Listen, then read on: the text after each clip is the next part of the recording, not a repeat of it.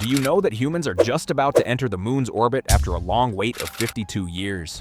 Well, NASA is set to launch the Artemis II moon mission, which will be the first to carry humans beyond Earth's orbit after Apollo 17, which was launched in 1972. But how does this guarantee America's lunar supremacy? Let's get in. NASA announced that in February 2026, 4 astronauts will launch on a 10-day mission to loop around the moon.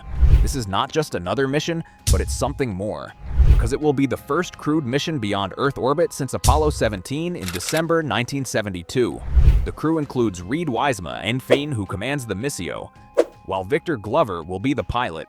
Christina Koch and Canadian astronaut Jeremy Hansen serve as mission specialists. These aren't just test pilots, they are the bridge between Apollo-era heroes and Mars-era pioneers. Well, the mission seems simple on paper, but that simplicity is exactly what makes it extraordinary. Because this time, NASA has other plans. And here's how this mission actually unfolds over those 10 days. Day 1 begins with launch from Kennedy Space Center. The massive Space Launch System rocket lifts Orion into Earth orbit. Once there, the crew doesn't head straight to the moon. They spend days 2 and 3 orbiting Earth, methodically checking every system aboard Orion. This is when Victor Glover takes manual control of the spacecraft for the first time. He'll pilot Orion close to the rocket's discarded upper stage, approaching from 100 meters down to just 9 meters away. It's like parallel parking in space, practice for future missions that will need to dock with lunar landers. If something's going to go wrong with manual controls, better to find out while still close to Earth. On day 4 comes the moment of no return, the trans-lunar injection burn.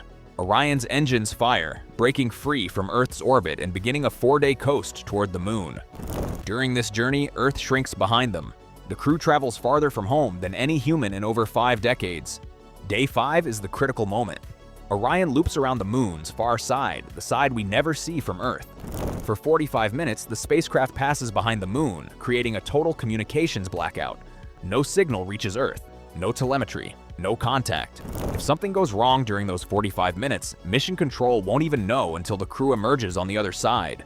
But this is also when the crew becomes the first humans ever to see the lunar far side with their own eyes.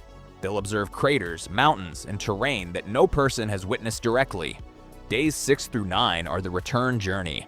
The moon's gravity slingshots Orion back toward Earth. The crew monitors systems, conducts experiments, and prepares for the most dangerous part of the entire mission. And that dangerous part is re-entry, which will be on day 10. Orion slams into Earth's atmosphere at 25,000 miles per hour, the fastest speed any human has ever experienced during atmospheric entry. Temperatures outside reach 5,000 degrees Fahrenheit. This is the moment the heat shield either works or 4 astronauts die. If all goes well, parachutes deploy, and Orion splashes down in the Pacific Ocean. Recovery teams retrieve the capsule and crew, and at this moment, a historic mission will be completed. Why no landing actually matters. But one thing that shocked the whole world is that they're not landing. They will only revolve around the moon. But the real question is, why does that matter? Well, the answer is simple. Back in 2022, Artemis I flew an uncrewed test mission, which spent 25 days in space and covered 1.4 million miles. The spacecraft worked, but there was a problem. The heat shield cracked during re-entry. But the Artemis II is the final exam before humans land. And there are a lot of questions circulating in the minds of scientists. Can we keep people alive in deep space? Can astronauts manually control the spacecraft? Will the heat shield protect them at 25,000 miles per hour? If the answer is yes, Artemis III lands on the moon in 2028 with the first woman and person of color on the lunar South Pole. This isn't a stunt or a flag-planting moment. It's a declaration that we're building something permanent. Quick missions are easy to cancel. Multi-year programs with human lives at stake. But to understand why this commitment matters, we need to look at what's really happening in space right now. Why this matters geopolitically. This isn't Apollo 2.0. Apollo was a 2-player Cold War race, USA versus USSR. It was about prestige, symbolism, and firsts, winner-take-all mentality. But Artemis is different. It's a crowded, multinational commercial landscape. 60-plus countries have signed onto the Artemis Accords. This isn't about winning first. It's about building a sustainable presence. And above all, there's a new player in town, China. China's approach is centrally directed, state-controlled, and heavily funded. They're building capability incrementally and deliberately. They've already achieved robotic far-side landings and sample returns. Their target is a crewed lunar landing by 2030, aimed at a permanent lunar research station. While NASA plans, China executes, because they've already landed on the far side twice. The US approach is completely different. Open, coalition-based, and transparent. Built around the Artemis Accords with 61 countries, commercial partners like SpaceX are building the lunar lander. International hardware, a German-built service module, and a Canadian astronaut on the crew. Apollo 11 had one nation, one flag. Artemis II has a Canadian astronaut, a German-built service module, and 60 countries watching. Leadership in space no longer means getting there first. It means shaping the rules. Why this matters legally? There's a treaty from 1967 that governs all space activity. Article 9 says nations must act with due regard to others. Avoid harmful interference. Sounds nice. But what does due regard actually mean? For decades, it's been theoretical. Now it's becoming operational. What counts as harmful interference? Who decides access to resource-rich areas? What are safe operating distances? How do you prevent accidents? Who enforces the rules? Nobody knows, and whoever establishes operational norms first likely controls lunar commerce for decades. This is why Artemis II matters. Crewed missions signal political commitment. International partners can align long-term plans. It demonstrates operational capability. It creates confidence that the US will follow through. Better to establish norms through cooperation than through conflict. To understand this, think about maritime law. Open-ended rules caused conflicts as ocean activity increased. Eventually, it evolved into the law of the sea. The moon is approaching the same phase with increased traffic, resource extraction, and strategic positioning. We can write the rules now or wait for a crisis to force them.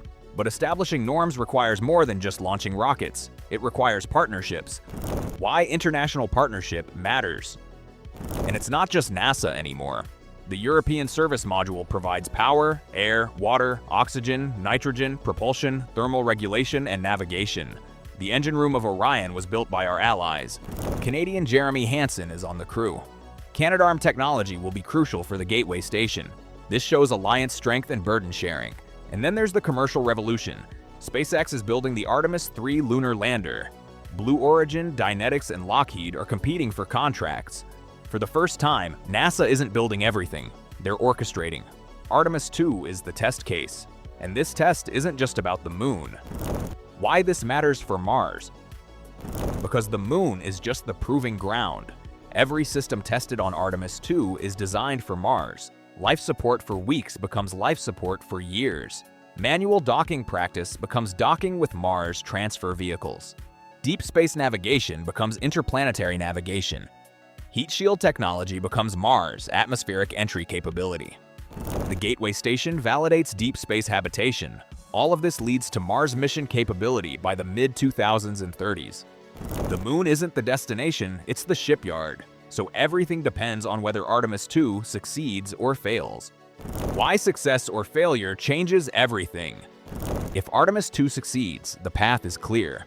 All systems will be validated with humans aboard, international confidence will be maintained, and Artemis III lands in 2028 with the first woman and first person of color on the moon. Moreover, permanent lunar outpost construction will begin, and commercial investment will accelerate. The US will establish operational norms through demonstration, and the Gateway Station moves forward. But above all, the Mars timeline will stay on track. But failure is as destructive as success is promising. If Artemis II fails, everything cascades. The entire Artemis program will be delayed. China will gain a 3 to 5 year strategic advantage. Mars timeline will get pushed back to the 2040s or beyond, and operational norms might be set by China instead. And if the failure is catastrophic and if astronauts die, it could set human spaceflight back a generation. The pressure NASA faces is immense.